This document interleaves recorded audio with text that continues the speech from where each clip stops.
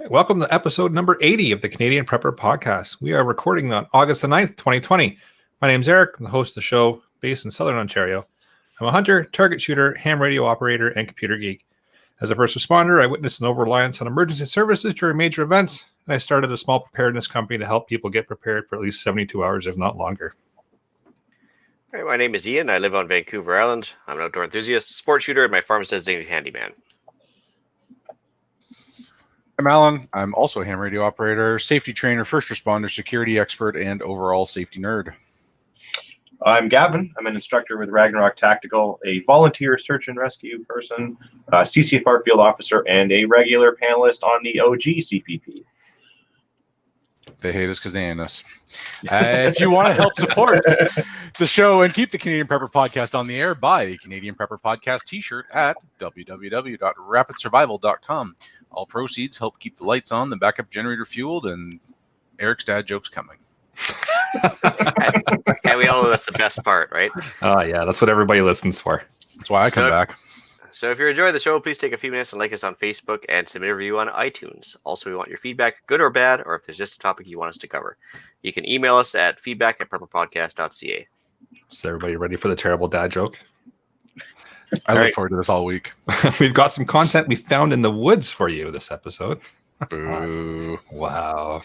We're going to start off with some preparedness-related news articles, and we'll let you know what we did for our preparedness since the last episode, and then we'll get into the main topic of joining your local search and rescue group.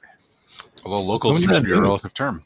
I kind of went a little nuts on the news tonight because there's a whole bunch of stuff going on in the world, and we can't forget that our COVID is not the only thing that's happening.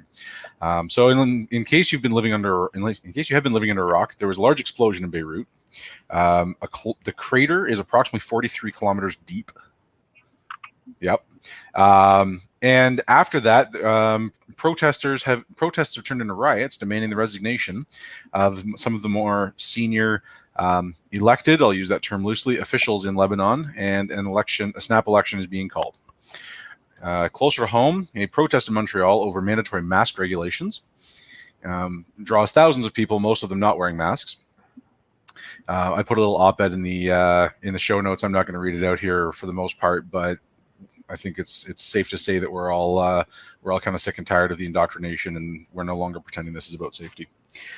Manitoba, there was a tornado, killed 2 people. Severe weather remains a high risk to everyone, so keep your eye on the radar and listen to your weather channels. And then probably an article more appropriate to the other CPP, but 2 Canadians in China have been sentenced to death for drug trafficking. I'm going to guess that based on their names, they are Chinese born but gained Canadian citizenship. Either way, kids don't do drugs. Grown-ups don't kill other people. Yeah. It kind of looks like we kind of gone the other way with that, like from the drug thing. We're trying to like legalize heroin and meth, and they're kind of still on the other end of the spectrum on that one.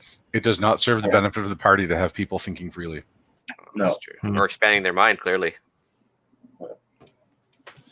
Well, for myself, I've got a couple articles here. So first off, from August the 6th, Bell and TELUS customers report network outages in Ontario and Quebec, and people lost their minds. Internet was down for a couple of hours. And if you're watching Facebook or Twitter or anything else after it came back up, people were very much so unimpressed. So kind of helps back up why you should have an alternate way of communications or an alternate form. It's not just about Facebook and Instagram. And pre-download those cat videos so you've got something to watch. Yes. Yeah, just download the entire internet. What could go wrong? We used to be addicted to meth. Now we're addicted to pictures. Well, the screeching of teenage girls would probably be heard like 200 miles away if the internet cuts out. I mean, I had an incident in the house this morning when one of the iPods went, the earpods, whatever those things are called, the earpod thingies went missing. Well, it's just like the end of the world. So I can imagine the internet, that'd be even worse. Yeah. Just download all 80 episodes of our podcast. You'll be good for quite a while. And you'll fall asleep fast, so that's good. Oh, yeah, exactly. Yeah. And you'll have endless hours of entertainment. And all those dad jokes. Yes, they're great. Yeah. And another article here about Hazelton receiving funding for emergency preparedness by the province. So that's out of BC. and it looks like they're starting to spread some money around and helping some various cities and towns with their emergency preparedness. So it's good to see. Yeah, they got they're kind of in the danger zone for forest fires as well. Like they're kind of in the middle of nowhere, and yeah, it's probably good because they one road in, one road out type of thing. You know, they got a couple major issues to deal with on a seasonal basis, so it's probably not a bad idea to get some money flowing that way. Yeah, it was just good to see something besides money going towards COVID. Not that that's not needed, but it's good to see they're throwing it elsewhere as well. So, fair enough. Okay, let's move to what we've done lately for preps. So, for myself, been on the road for work. Boring, but and whoever wrote "boo" in the show notes may or may not have been me. Yeah, so myself did some recurrent training at work, so that kind of took me away for a couple days. I had a few days of rain for the first time in must be 2 months, so we were happy to do that and took advantage of the rainy days just to do some reloading. Yeah, well, I was out doing my daily hike with the Strava app. You know, I suffered a dog bite, pretty bad one actually. 6 stitches, which affected my trigger finger. Oh, horrible stuff. And so I ended up having to have like Lego hands in one hand. I kind of like, unless I had like an oversized field phone, I couldn't do much with it. And yeah, so I took the time to reevaluate and reorder the first aid kit in the home and in the truck. And yeah, took care of that because I noticed when I was trying to patch myself up when I came home bleeding like a stuck pig, I couldn't wrap it up as fast as I wanted. So I took care of that. Went to A Company Military Surplus. They had a clear out sale. They're closing September 1st. So everything's 50% off. So that's good. That's nice. Yeah. I also, a friend of mine that I sold some roosters to a couple weeks ago, or some chickens to, dropped off a free 2,000 watt generator. And it's sitting just a meter to my left here. We got torn apart, figured out what parts it needs, and I think I've got all the parts. So I'm going to try and put it together after the show, see if it works, and then maybe give it a paint job, and there you go, generator. Just like that. Nice. Free's good. Yeah. Stocked up on some sundries, mostly animal feed, basically in preparation for the second wave. Assuming that people get stupid and want to shut everything down again, I want to make sure I have lots of animal feed. Planted some mint to get my my mojitos going, and a couple other various plants. I think I sent you guys some pictures of my. Have you put the mint in its own garden so that it doesn't overgrow everything else, though? I did. It's still going to overgrow everything else. Yeah, You know, I planted a couple of kinds of mint this year, and I was expecting them both to grow exponentially, and neither of them spread much. I put them in their own containers off to the side, and would you like some of my mints? Because it is all over actually, the I actually would. I was expecting to get more out of it, and anyways, yeah. This is actually the 5th time we've planted mint in the acreage, and we have yet to have it take off anywhere. But I've tried some Indian mint and spearmint this time, and to see what would take off, because yeah, our soil just isn't right for it, nor is the sun or the amount of rain we get, because during the rainy season it's too cold, and then during the dry season it's just too dang hot, and we don't get rain for months on end, right? So yeah, it doesn't really take off here. Anyway, but wild berries are coming into season, so far we've been picking huckleberries, blackberries, and some thimbles, just to gather up for some extra food and jam and everything else. So that's pretty much it for me. Awesome. Today we harvested hundreds upon hundreds of tomatoes, and actually ended up canning about 3 liters of tomato sauce from our garden. So that was our big triumph. We also harvested a big eggplant, and we've got enough cucumbers that we're going to do a batch of pickles this coming week. Finally got my truck. I'm really excited about that. So my next step is a bug out trailer. So that's our go back to, what was that, 3 or 4 episodes ago, and we can and go back and learn about what we're going to do for that and start the plan. Also had some damage from the storm a couple of weeks back that prevented me from being on the show, and so now I'm getting a new roof, which is turning into a pretty major home renovation along with the new garage that I'm building. So it's gonna be an exciting few months. Welcome to the home renovation club. Oh man, I mean it's 110-year-old property, or 110-year-old house, and the garage, or the existing garage, is like 1950 something, and it would be cheaper to just tear it all down and start again, but then we wouldn't have a place to live. So, all right. Shall we move into the main topic? Yeah. So I guess we're all ask ourselves, why would we want to join the search and rescue thing from a preparedness perspective? Well, as we know, there's certain types of personality types out there. There's people that lead and people that follow, and people that try and protect other people, also known as the sheepdogs versus the sheep. I like to think they're all quality people that are into preparedness and look out for their community. So I'd say it's a good opportunity to meet like-minded people. I'd say by and large that's an accurate assessment. Yeah, I'd agree with that as well. Yeah, I mean, I'd agree. I mean, there's definitely a couple of weirdos that seem to come along with some of these groups. But I mean, yeah, by and large, like everybody's there for the right reasons for the most part, and yeah, is always looking to help out. So it's a good thing. Well, name me a group that doesn't have the odd token weirdo, whether it be a gun club meeting or a. Yeah. There's always that guy, right? There's got to be that guy. If that guy's not there, the whole group cohesiveness just falls apart. Yeah, well, that's totally reasonable. I mean, you'll find the outliers in every group, but for the most part, yeah, they're all good folks. Did you say there's some people that follow around search and rescue or fire people that kind of show up to the scene and kind of want to, LARP a bit? Well, in the fire service, we call them fire buffs. I don't know if search and rescue has the same terminology. Yeah, so we have a few members of our group that are also fire buffs, and some of them even go around in old like decommissioned police cars and things like that. And like, yeah, I don't get it. It's not my thing, but like I said, like it's their hobby. That's fun. They still come out and help people, so they're still good people. Just a little odd at times, at least to me. But I'm sure I'm equally as odd, just for different reasons. Well, I would say nobody's quirk free on this panel, I think. There are also people who sit along train tracks and catalog the passing of trains. So weird takes many forms. It does. Yeah. On the search and rescue end of it, though, there's not so much like the equivalent in terms of a fire buff, but there are definitely some news people that kind of tag along in case there's some not so fun calls that you're on, and more of a recovery type of thing. So I haven't had to deal with that directly, but my group certainly has when we've gone and assisted with some things further east from where we are. There's the local person has a police scanner, and anytime there's a call, we'll be on scene, and there's always a couple people kind of designated to block this person and stop them from interfering with the search and getting photos and all that. And the group has actually had to put protocols in place because this news person took photos of group members like shaking hands and kind of standing around having a smoke and laughing about something while the rest of the team was going on a recovery, which, I mean, when you've done so many of them, it's kind of commonplace, and like, you got to laugh about it sometimes, or at least about something else to help get you through. Humor has to come out.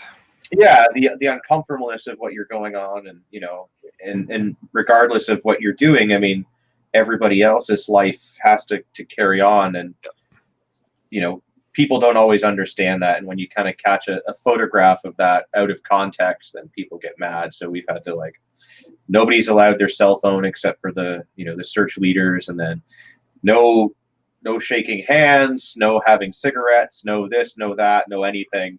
There's a designated spot for all of that, and it's cordoned off so that no one can see it. It's all about optics. Yeah, it's very interesting. Actually, it was the first time I ever heard such a comment. But when I was getting the stitches at the clinic the other day, I was texting you guys actually, sitting there chatting back and forth. And the doctor comes in to do the stitches, and she's like, "You're not going to record me, are you? I don't give you permission to record me." I'm like, "I wasn't planning to, but do people actually do that?"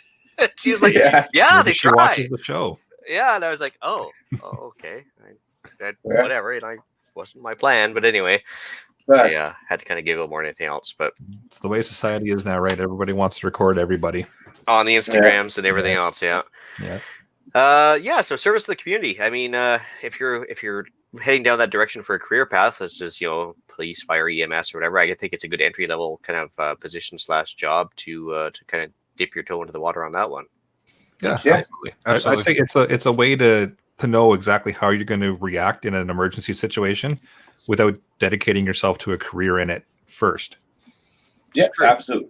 Yeah, we have many members that are working towards being, a police or firefighter or something like that, or are active in that sort of career field and kind of got their start doing the volunteer stuff, and have kept it up. So yeah, there are a lot of volunteers from the area where I was involved with search and rescue that are now career guys. There are firefighters, there are police officers. Actually, one just became a deputy chief of a local police service, and he's also the chief of one of the deputy chiefs of one of the local fire departments, the volunteer fire departments, and he taught a course a few months ago when I was in school, and it was one of those we knew each other way back when, and the memory doesn't fade. So it was kind of good to see him again, and I remember when he was a constable, and now he's a deputy chief.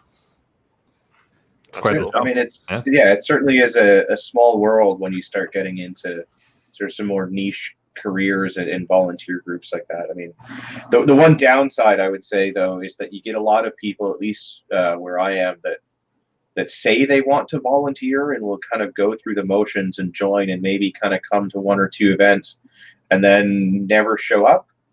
And then, we'll get a call for a reference to say like, hey, is this person part of your group? And you're like, they were. And like, we've got a whole computer system that tracks attendance and all that. So like, we can say they were, but like, they only showed up to, 8 hours worth of events back in, 2015. So take that for what it's worth. Yep. Yeah. Posers.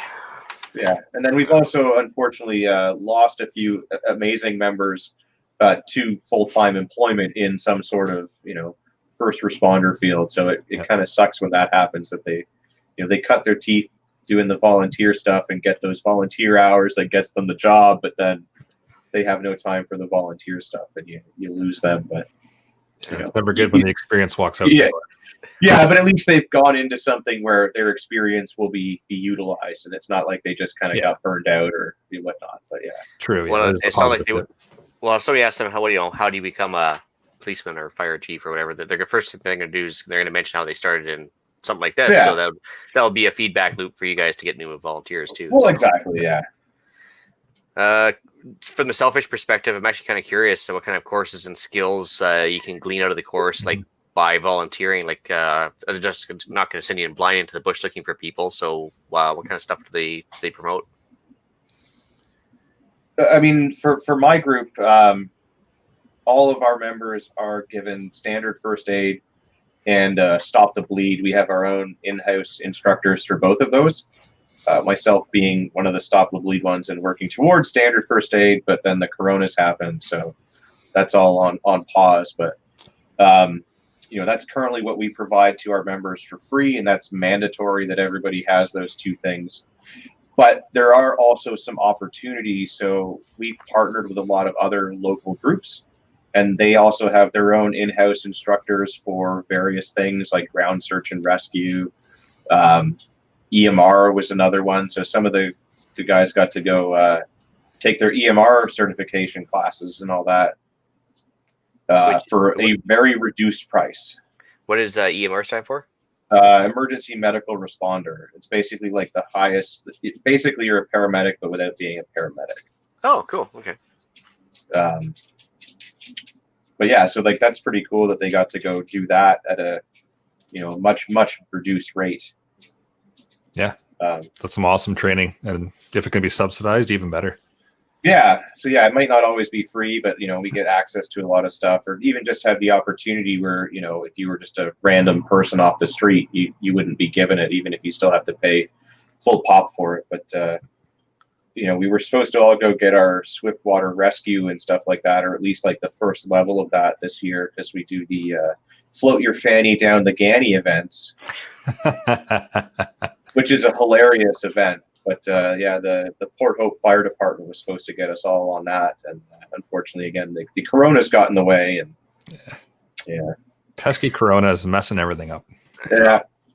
So any work on like navigation or how to like do a grid search or like intercept, using the radios or anything else? Yeah. I mean, my group is maybe a little bit lacking on the comms department and what proper radio procedure is, but we're working on that.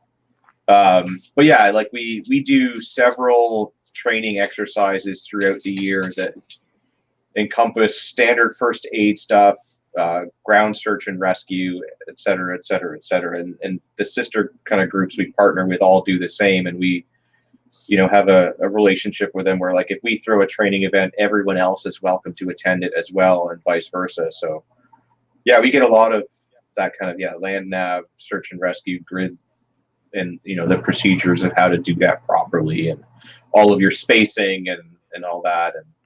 And we've actually even got a guy that just joined our group that got his advanced drone navigation and all of that license or whatnot, and actually has a drone for search and rescue that's got a thermal camera and a night vision camera, and he's working on instructing us to get our basic licenses and go from there if we want to.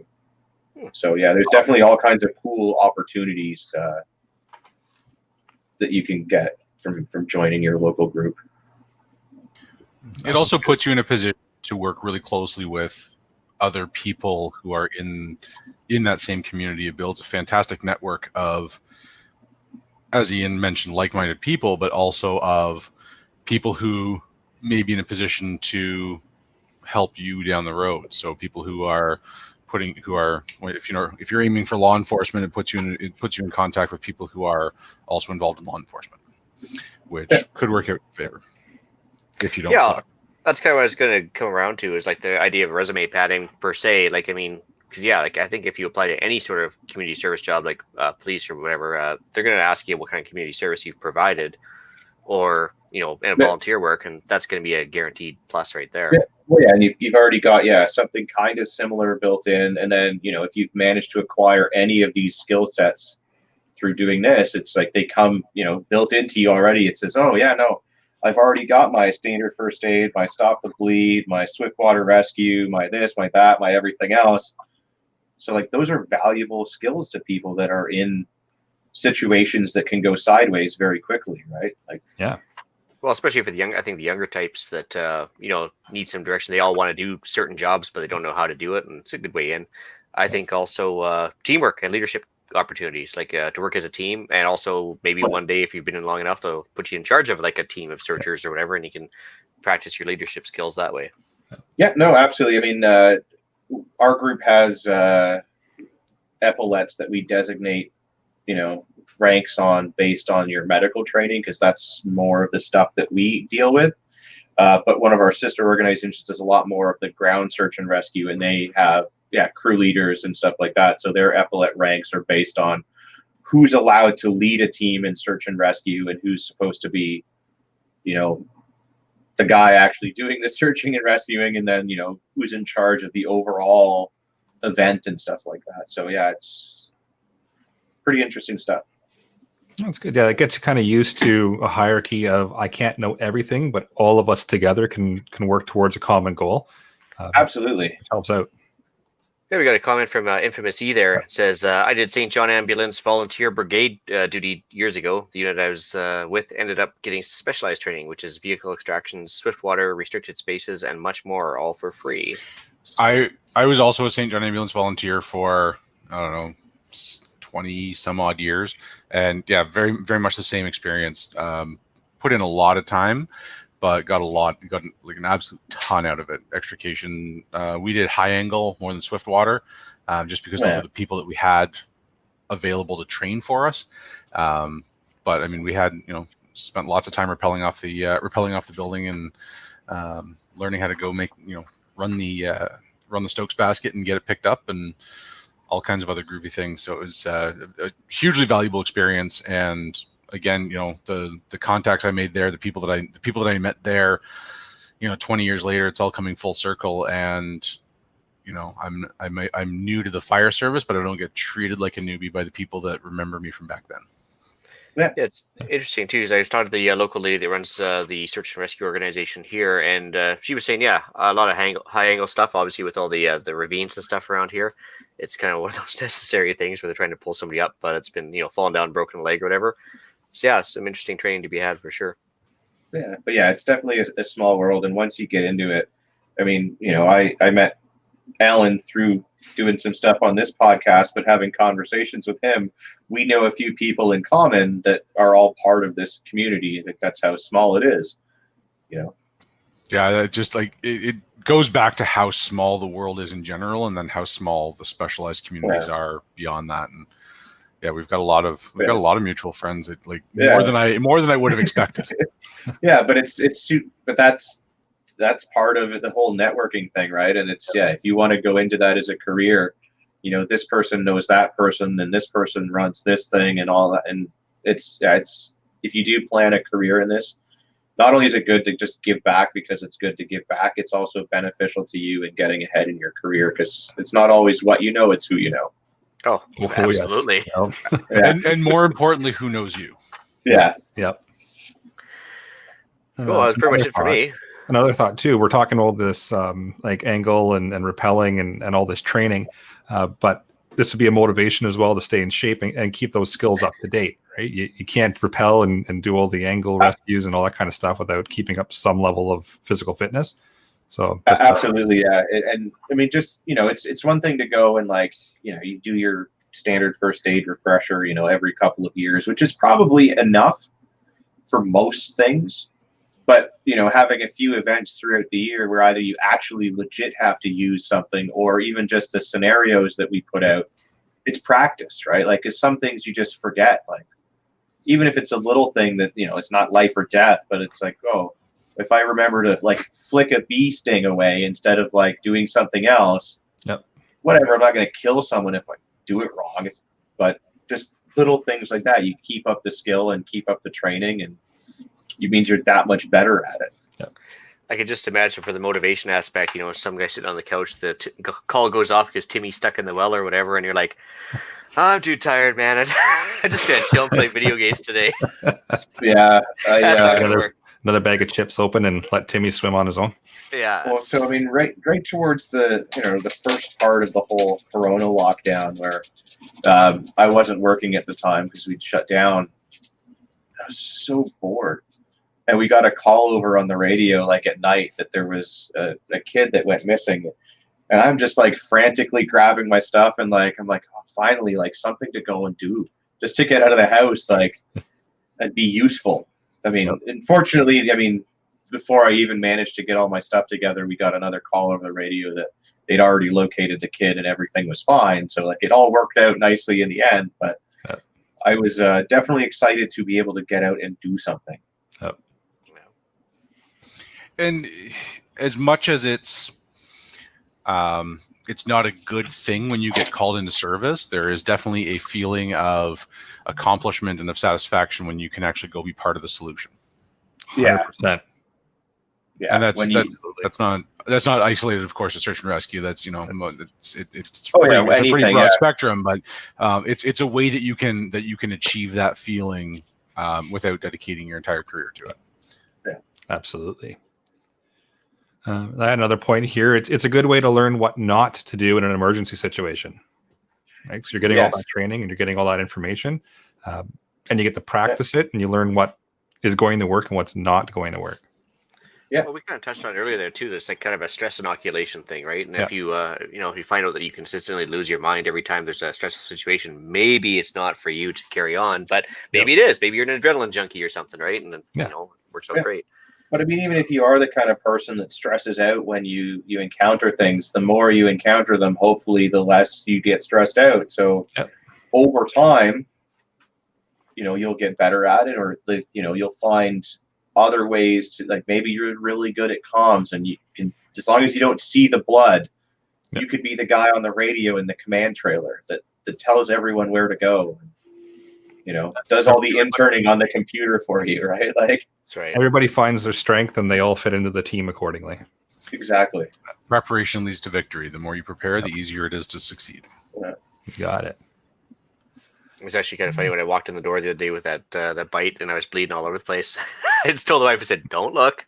Put my hand behind my back. I was like, "Just don't look. I'll take care of this." And went into the bathroom, and the one daughter goes in there and she helps me wrap it up and everything else. And I was like, "You can come in now." And she was able to come in there, but she was able to drive no problem under stress and everything else. But it was actually kind of funny. They've each got their strengths. Yep. Yeah. So That's the fun part about a group, right? Yeah. Everybody fits in. Everybody finds their strength. When my son was really young, this is my, by the way, in your first aid kit, and probably not in your first aid kit, but in your freezer, make sure you always have blue popsicles. So when your lips and tongue turn blue, it's usually an indication that you are not getting adequate oxygenation to your blood. Especially with kids, if they turn blue, they get attention really fast. When my son was really young, I managed to close his finger in a door and actually remove most of the end of it. He and I both happened to be wearing white shirts. He was about 2 years old, and he was just kind of flailing his hand around screaming. So he and I both got pretty well covered in blood. Because I'm calm in an emergency, I bandaged him up, drove him to the hospital, carried him in because he was 2, and I was feeling a little bit guilty about taking off the end of my son's finger. But he was quiet. His lips and tongue were blue, and he and I were both covered in blood. I have never seen medical personnel move so quickly in my life. They thought that he was dying, just because there was blood and screaming kids are healthy kids, right? It's a long established fact. As long as kids are making noise, we know they're breathing okay. Yeah. But he wasn't making any noise, and so they figured that he was circling the drain. But in reality, he was just calm because I was calm. And so I can thoroughly pin that experience back on years and years of training to be calm when somebody's bleeding. And so that was, it got us through the waiting room really quick, if nothing else. But blue popsicles are the lesson I took away from that. Really, that's like the urgent care life hack. Yeah. I took him straight because we have a children's hospital in town. So any of the urgent care centers, any of the other hospitals, they will just deflect straight to children's hospital. And they're like, we'll stabilize him here, and then we'll take him by ambulance. So you might as well just drive him straight there if he's ambulatory. But yeah, so I took him straight. So it was like walking through the emergency room, and just like the look on the nurse's face as I kind of went through the door, and they realized that he was blue and there was a lot of blood, and we were like, it was accentuated by the white shirts, and he wasn't making any noise. I was carrying him, and he was a big enough kid that he should be walking, and all of those things combined. Well, if you get a blue freezy, the kid's happy because he's got a freezy, and then you get through the hospital quicker too, right? It's win-win. It is. There's no downside to this, really. Yeah. Yeah. Don't worry about tricking the medical staff. It's fine. Yeah, they figured it out pretty quick, but it's too late then. Yeah, it's too late. we're already through the checkpoint at this point. Yeah, so you're already fast tracked. It's fine. But yeah, so the swing this topic background into the preparedness world, it's going to expose you to those stressful situations. It's going to expose you to a lot of new training and experiences that you might not necessarily be exposed to. And it's going to help ground you and get you used to being under stress and experience stressful scenarios and stressful situations. And it's going to introduce you to a whole network of people that you may not necessarily have met otherwise. So it's a great opportunity for people to get involved in, and it can certainly help with your preparedness mindset and get you to expose to a lot of things that you might not be exposed to normally. Yeah, you will be interacting with the community a lot if you get into anything like this, which is a good thing and a bad thing, because people suck, but also you better get used to it because we're not all hermits, and we have to deal with them at some point. So better get good at it. Well, people suck no matter what, so you might as well get good at dealing with it. There's really no third option here. Yeah. At least in these kinds of groups, you're going to meet more people that don't suck versus people that do. Yeah, which is good. And chicks dig the uniform, right? Let's there be it honest. is. There it is. Man, we got 33 minutes in, and that didn't come up. It's impressive. And I guess, if you're a lady that wants to get into it, guys dig the uniform too. I have another story about that, but it's an off-the-air story. And then we touched on the whole insider connections as well. You can't have enough connections, right? And the more connections you have, the better connected you are. Another terrible joke. Yep. All right, so I think we threw some links in there as well. Basically the SARVAC. What was that one? Search and Rescue Association of Canada, from the looks of it. So they're the ones that govern basically how search and rescue works across the country. And then each province has its own governing body as well that does stuff. There's some cool programs that are run through some of those. One of those is the Adventure Smart program, which is all about teaching kids how to kind of get through the woods if they get lost and stuff like that, and what to do, all that. And SARVAC is the governing body of that for Canada, and then hands out stipends to the groups that teach some of that curriculum and stuff like that. So it's government funded, which is kind of neat. Something useful for once. Yeah, exactly. Instead of spending on like random stuff overseas. Yeah, wrong podcast. Okay, so I also threw in some links. I did like 5 minutes worth of Googling just to see what kind of like intake people are interested in. And the first 4 I came up with was one just down the road from me that I know of, and they're always recruiting because, well, the revolving door around here age-wise with a lot of the residents. But Mississauga and Halifax, of course, I looked up the local one near Gavin. Same thing, hiring, Halifax hiring. In Calgary, although they're hiring, they finished their intake for the year because I guess they do all their training in the summer. And so they kind of finish off their recruitment for this year, do all their training, and then they'll start recruiting again in the fall. So it seems they're always looking for people no matter where you look. So it's not like it's a barrier to entry with the people. And the interesting thing is, because it's all sort of set provincially, some provinces, it's actually a paid job. So I believe out at BC, it's paid. I mean, there's still some volunteer organizations, but they actually have paid search and rescue positions, I believe. Ontario, officially, the OPP is designated as the people that do search and rescue, and then anyone else is a volunteer, and they decide whether they want to work with you or not. But yeah, some provinces are paid, most are volunteer. Well, it's kind of like you out here. The firefighting service is a volunteer firefighting service, but they're all paid. So most volunteer firefighters, the term volunteer is a bit of a misnomer. They're usually what's deemed paid on call, so they're only paid for the time that they're actually responding or training. But they are rather than just living at the hall, they do another job. But most services in Canada are like that. There are a few there are a bunch in the U.S. that are like completely volunteer, no pay at all. Yeah.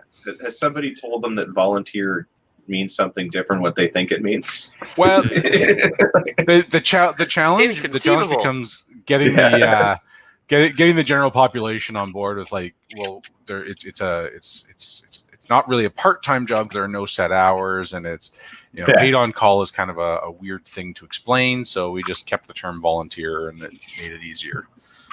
Well, easier to explain. Yeah, it just saves a lot of questions.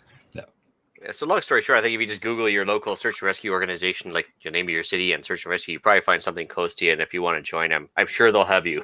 So yeah, pretty much. It's usually not a very stringent recruiting process. You applied, great, we'll take you. Yeah, let's do this. So I mean, that's kind of cool. Yeah, like if I was here more often, I'd probably be doing the same. I just here enough to justify it because call will go out and I'll be like, sorry, off island, like not much I can do. So I don't want to be that guy that shows up once every 2 years. One cool thing, the Facebook update guy. Yeah, if you get 200 volunteer hours for search and rescue in a year, you get a tax break. Yep. Really? Firefighters the same way. Yep. Yeah. So like big tax break percentage, small tax break. It's small, Wow. but it's if you're going to do it, and you're going to put some hours in. You may as well put 200 hours in. Yeah. No, I mean, why not? I mean, when you think about it, it's just your money that they're not taking from you now, so that's good. Yeah. They'll take it elsewhere, but they'll still take it. Yeah. That's the other CPP. Yeah, and you'll probably end up spending more because it's a volunteer organization than you'll get back for your 200 hours of volunteer work. True. But you'll have some cool gear though. So yeah, exactly. It's nice when the search packs are like just jammed full of really awesome stuff. Yeah, it's nice when like your volunteer work and your hobbies all kind of like mixed together, so you only have to buy it once. Yep. That's a good point. Well, with that, should we move into the podcast challenge? Sounds like a plan. So in the absence of joining a search and rescue group, take some time to learn proper map and GPS use. So basically offload their workload figure out another way to ensure you don't get lost. So whether you want to use GPS apps, maybe just carry on a whistle, some flare guns, a compass, anything to make the search and rescue group's life easier. That would be fantastic. Best thing you can do to be found, by the way, is stop moving. Yeah. Yep. It's really hard to hit a moving target. Yeah. Sure So is. when we do the Adventure Smart program for kids, and adults can do this too, we tell them to stop and hug a tree. Yep. That works. And be loud, be seen. God, there's too many people around here that took that way too literally. Yeah. Freaking tree huggers. All right, let's move into upcoming events. No more tree hugging. Yeah, that is not an upcoming event. No. Alan? Sorry, I was on mute. Upcoming events. Nothing's happening. The world is still shut down, and life is not going to happen for a while. TACCOM is coming up in April, but that's a long ways off. If you would like to buy tickets this far in advance, please use the link through our show notes, and that will help us out as well as make it easier for the TACCOM people to justify why they're doing the things that they're doing if they've got tickets pre-sold. Fair enough. You can attend a Maple Seed event. They have started up now, even despite the COVID. So at mapleseedrifleman.com, you can look it up. I actually managed to sneak in on a wait list. I will be attending the Maple Seed event in Campbell River on the 23rd of August. Nice. Now that I've said that, I better get my Rifleman patch or else I'm going to look like an a-hole. So. Well, practice. That's not what makes you look like an a-hole, Ian. Sorry, it's everything else. I know. I knew one of us was going to He'll be completely insufferable once he does get it, though. Yeah, it's like be wearing it on the hat. Get it tattooed on. Yeah, that's right. All right, so the August the 12th, Melissa Norris from Pioneering Today is going to be running a free home canning webinar. So that's a sign of the times. Everybody's going webinar now. So there's a webinar going on. There will be a show or a link in the show notes if you're interested to register for that. Cool. Yeah. So we're getting some events starting back up. So it's good. Slowly but surely. Yeah. Let's move to some shout outs. I didn't put it in the show notes, but I do want to shout out a couple of the guys when I wrote my ham test. What was that, 3 weeks ago? There were a couple of guys there. Riley is one of them, and they listen to the show. So if you're out there tonight, that's awesome. Appreciate the support, and hope to hear you on the air at some point. Nice. So we've got some new Patreons. So just a quick shout out to Terry for becoming a $10 a month Patreon. Appreciate that. We've got Richard at $2 a month and John at another $5 a month. So appreciate you guys signing up for that. It certainly helps pay the bills and keep the show on the air. So much appreciated. No, it's really generous for sure. Yeah, we do appreciate that. As for myself, just a quick shout out to the listeners. If anyone actually does hydroponic growing, like not aquaponics, but actual hydroponics with the pipes and the plants and everything else indoors, I'm actually kind of curious to talk to them. Maybe see if we can get them on the show. So I'm sure please there's a few of them out your way. There's probably a few out in BC, but nobody will admit it. So, but yeah, no, for sure. We're looking for any listeners. If they want to just give us a call, drop us a line, that'd be great, and we'll see if we can pick your brain at the very least. Shout out to listener Cam for the free generator. And that is awesome. He's probably listening tonight as well. And a sad farewell to A Company Military Surplus for the great business and service. They will be missed for sure. Just a quick reminder, they're open until September 1st, 50% off of everything in the store. And they got some pretty cool gear there for sure. Located at 2240 Alberni Highway, Coombs, BC, which is like next to that famous Goats on a Roof tourist trap. So for sure, go and support them. They're going into retirement. So it'd be nice to help a couple of veterans sail into a cash-rich environment for their retirement. Good for them. Glad they're retiring. Yeah. I hope to be there someday before I'm 70 myself. Yep. All right, let's move into email and iTunes reviews. All right. I think actually I put in this one from William. The best prepping podcast I found on Spotify. Good practical information, minimal tinfoil hat talk. Sorry about that. And rather enjoyable to listen to during work. Only downside is some audio glitches, but I guess I never really know if it's the podcast shitty internet connection while they're recording or my Bluetooth earbuds dropping the signal. Let's go with the Bluetooth for right now. Sure. Otherwise. He's listening in Nevada, USA. So thanks, William. I appreciate So which one of us paid him to do that? Because I man, think that was actually organic, that one. well, thank you very much. How many other preparedness podcasts are on Spotify? I mean, Maybe like none? 15, anyways. Yeah. There's a lot of them. oh well, there you go. It's an honest, organic compliment. Then I like it. they happen every now and again. Yeah, and a positive one at that. A Yeah. positive, yeah. Yeah. That's even better. Yeah. We did get another email from Edmonoto. Not sure if I'm pronouncing that correctly. I apologize for the butcher if I'm not. According to the media now, the protests were 100% peaceful. All the rioting, looting, violence, and burning buildings we saw was just a conspiracy, and our eyes were playing tricks on us. I don't know if there's more to that got cut off. Nope, that was all we got. That was all we got. I think they're talking about BLM protests, which I kind of giggle about. Or is he talking about Hong Kong maybe? Well, So. Well, there's a bunch of internet memes out there about the BLM protests when they're burning down buildings. Everything was fine according to a lot of these reporters. Okay. But well, yeah, green screen. There's a lot to unpack there, and the reality is that we're never going to know the whole truth about any violent situation. I think what we're getting to, though, is a place where there's enough raw footage that we can put together kind of a reasonable facsimile of the main points of the truth, and I think that it will come out that 100 that nothing is ever 100% peaceful or 100% violent. I think that's probably a good place to leave that. Yeah, that works. So we've got an email from Terry. It says 5 stars from Orlando, Florida. I don't use iTunes, so I can't review you there. Thank you for the information. It keeps me company while I work on my own preps. After living through Hurricane Charlie in 2004 and 9 days without power in the height of the Florida summer, so it feels like temperature was about 104 degrees Fahrenheit or 40 degrees Celsius. I've prepped ever since. Keep up the great work. So thanks, Terry. Appreciate that. That's awesome, Terry. And yeah, hurricanes suck. Hurricanes and humidity suck even more. Keep up the good fight down there. And we've got another email, and it starts out, greeting you bunch of pricks. And I just started laughing from there. Excellent. So it says, this email has been a long time coming.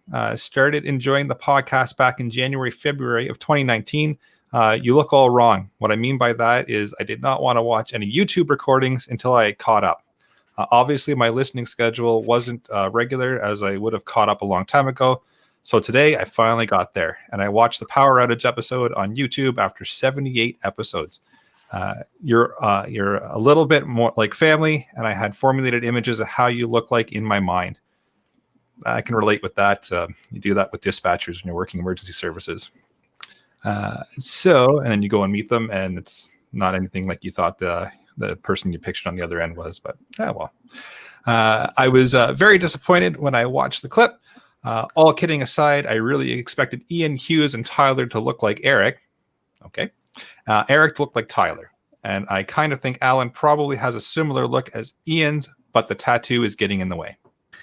The tattoo's in the way because I don't have quality enough internet to show my face at the same time. Ian and I have been in the same place at the same time, and It's true. Been I about was there. 2.5 Ians inside of me. yeah, I felt like an Oompa Loompa. So it's, Hey, it kind of looked like an Oompa Loompa, so it works out well. that's right. Jeez, so add that to your visual. Or not. Yeah. or not. I'd give you a 5-star review, but I see a lesser known app called Podcast Addict, and it doesn't do star ratings like on Apple. Congratulations, and thank you for producing a quality show that applies to all levels of preparedness. I reside in the Barrie area. I'm not a gun owner yet. I got to convince my wife, but I certainly support you and agree with all the rights to bear arms. Having said that, due to my inexperience with them, real quick, Eric. Sure. Yep. It is a whole lot better to beg forgiveness than ask permission in most cases. Just going to throw that out there. Oh, boy. Completely unrelated. Yeah. Completely unrelated. Yes, completely unrelated to that. So due to my experience with them, the gun-specific shows are the only few times that my mind wandered off a bit while listening. That and your epic episode on IFACs. I have recommended the show to a friend. I rarely finish an episode without having learned something new, big or small. You all contribute wonderfully from different strengths. I really appreciate the geographical representation with Ian on the West Coast, Hughes on the East, Colin, Eric, and Alan in Ontario, and Tyler for an honest, non-overbearing American perspective. Yeah. We keep him in check pretty well. There's not one eagle or flag or anything going off in the background like this. It's crazy with Tyler. No. I don't know. We added it all out. That's right. Kudos for keeping a mostly politically neutral presentation, although it's no secret we are mostly all conservative types of varying degrees. If I want to rant about leftist ideologies, I just have to listen to the other CPP podcast, which, if it weren't for you, I would not know of its existence. So thank you for that too. I like how our two podcasts always tend to overlap. Yeah. I mean, both in the panel and in the content. Yeah, it's great. Yeah. Strange bedfellows or something. Yeah. Like minds. So here we go. The only thing you guys suck at is conspiracy theories, or maybe that's all you were willing to admit to way back in episode 14, kind of like OPSEC for conspiracy theories. I forgive you. Okay. Fair enough. Look, we could go on about that for hours, but honestly, you have to do another. We'd have to do another like sitting. Well, we'd have to be sitting all in the same room and absolutely piss drunk, and then it would be really entertaining. I promise. Man. And there's also the problem with keeping the audience mainstream, growing the audience, and you don't want to, if somebody disagrees with you because of your belief in one item, pro or negative, you might lose an entire listener for who knows how long. So it's just best to keep to the how-to aspect more than anything else. True. Maybe we'll do a Patreon episode on conspiracy theories. But we have to pick one we all believe in, or like True. we personally believe in. It's way better if we just all disagree. Yes. Yeah, true. All right. So carries on with, I would love for you to, if possible, revisit and expand on the scenario of a severe EMP, man-made or natural, outside of nuclear war, or a monstrously deadly pandemic. It's the shit at the fan scenario, thankfully unlikely. It's going to DEFCON 1 in a matter of seconds, society being traveled back in time to the year 1800 in a flash. It would require everything you have taught in your episodes without the possibility of referencing your archives, since electricity and or the power to make it would potentially be unavailable. Step one is print all the show notes. Yeah. Well, that's definitely step one.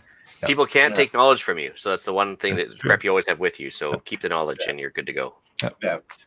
So it continues on. I was starting to wonder around episode 40 if you were going to run out of topics, but you keep on attacking. Bravo. Eric, you've come a long way since the humble 9-minute episode on ham radios. Oh, yes, I remember that one. I thought it was a long one compared to the first episode I did. Consequently, I offer you guys the following fun podcast challenge. Make the greatest hits episode for your 100th outside of a 2 or 3 minute collage of Eric's bad dad jokes. Assembling the rest of the episode might not be easy, but I believe you're up to the task. You have 20 episodes to prepare if you choose to accept. We're getting challenges now. I don't think we have a choice but to accept this challenge. I don't think we have a choice. Yeah. I think this is the first time we've ever been called out publicly for this. I think we have to go hard on this now. I know what animal I'm bringing onto that episode then. Is it a rooster? Yes, it is. But speaking of which, I forgot to give it a little shout out. So the star of the poultry episode, Ginger, she died yesterday. So my little Mrs. Bigglesworth chicken, she unfortunately passed away. She'd with us for 6 years, believe it or not. I was going to ask if it was by your hand because you needed something to eat for dinner, or no. She passed naturally. She went through menopause a couple of years ago, but as far as like a PR bird and getting people into being interested in chickens, like she was a superstar, right? So, and was she delicious with 11 herbs and spices? No, she was down to nothing. You could literally pick her up and eat. I bet she had to be less than half a pound. She just lost all of her body mass. So we knew it was coming. So anyway, I'll finish off the letter here. It says, I'll be buying a t-shirt in the near future and be visiting rapidstravel.com next time I require gear. So appreciate that. Watching you live doesn't fit into my schedule, so I'll keep on listening to the podcast. Keep up the great work. Great work, you guys. Many thanks. And it's signed off Maverick321. Awesome. I think that might be the second longest email we've ever received.